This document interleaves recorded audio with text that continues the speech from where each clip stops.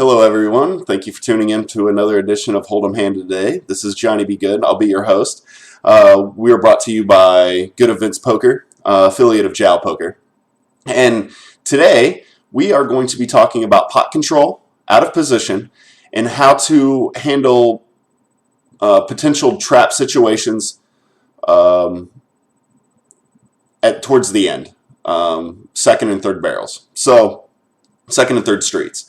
So from here, we're going to go ahead and we're going to move forward. As you can see, Mary Lady here went ahead and raised it up to 11 cents. I have no information, first hand of the day, once again, and I'm in the big blind. So I got ace king. I still got a really solid hand. I have to assume that she is trying to steal the pot, right? It's very common for, especially in short-handed, for anyone to raise with almost anything to be able to steal the pot on an occasional basis. Now, is this one of those occasional bases, or does she really have a hand? So it's the very first hand, and she only bet 11 cents into a 5-cent pot. And I typically like to play a little bit more aggressively when playing shorthanded, below 6. So in this situation, I'm going to go ahead and 3-bet, and I'm going to re-steal back.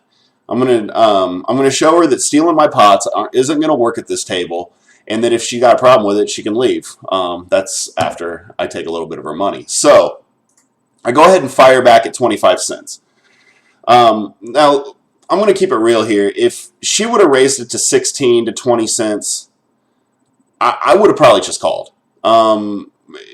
It's already going to build the pot. I already have room to control it. And 11 cents isn't enough for me to be able to control a pot, because they'll call a pot-sized bet on 22 cents or 25 cents. So I go ahead and I raise it to 25. So now now I can make the pot at least 27. And that gives me room, especially in a 1 cent, 2 cent table, very low limit,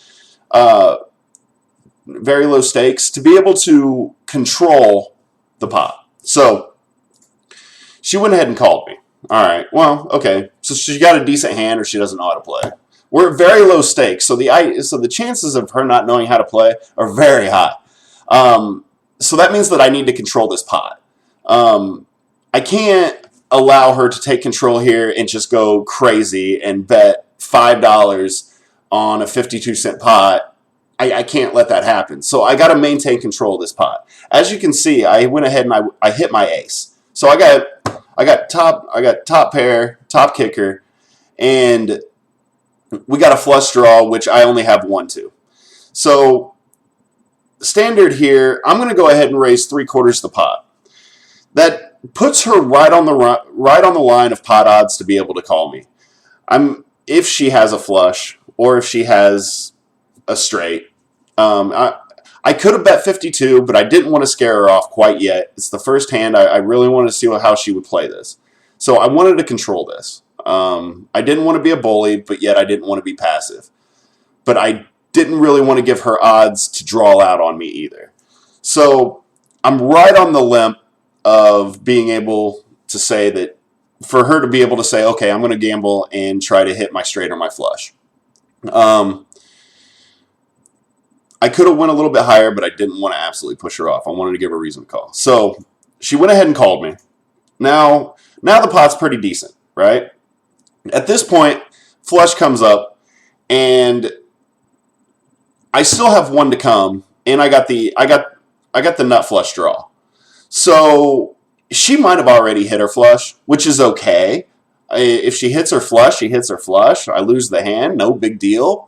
Because, like I say in every video, scared money doesn't make you money. And by just sitting at the table, waiting for the nuts to pop, you're never going to get anywhere. So I go ahead and I fire out again, but I go thin, because I want to know. I don't want to put too much into this pot and her actually have the flush. Yeah, I'm giving her a reason to go ahead and bet over the top of me, But if she does, I'm going to call. I got the nut flush draw. So if another diamond comes, I'm there. Granted, if she pushes all in for $1.26, take it. Big deal. I'm not gonna lose equity to you. But yeah, in a way, I'm kind of looking for a re-raise here. I'm looking for a re-raise here. But on the other hand, too, I could lose a little bit of money if I get one. But I'm okay with that because I got in, I took the right line, and I did what I needed to do. So she went ahead and called me. Now the pot's pretty decent. Now, in this situation, the fact that she called me, and I've already fired 2 barrels, she probably thinks I'm going to fire a third. And there's a lot out there that could beat me right now. Any 2 pair is good against me, assuming that she's holding an ace. And any flush is going to beat me. And an ace 6 is going to beat me. Ace 2, ace queen, ace 3, ace 5. There's a lot out there right now that can beat me. So I'm going to go ahead and I'm going to check to her.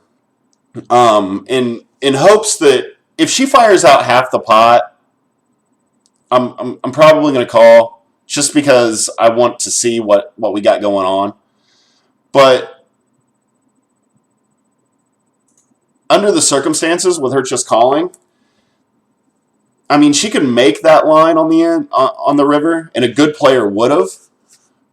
But I'm probably still going to call because, well, that's a known line for fish. And at this stake, at 1 cent, 2 cent, we got to assume that these players really don't know what they're doing. So if they went ahead and fired out on the river, yeah, they got a straight. Depending on how much they fire, depends if I actually call or not. But in all reality, I'm looking to make the call. I'm not looking for an excuse to fold. So, lucky for me, she went ahead and checked, and my pair of aces were good. So what did we learn here? We learned that maintaining control of the pot, we can dictate how large it gets. And we can stay within our comfort zone within our playing range. So I really hope this really helped you out today. Go ahead and like and follow me here. Check the links below. Go ahead and follow me on Twitter, Instagram, and Facebook groups. And don't forget to subscribe. Thanks again.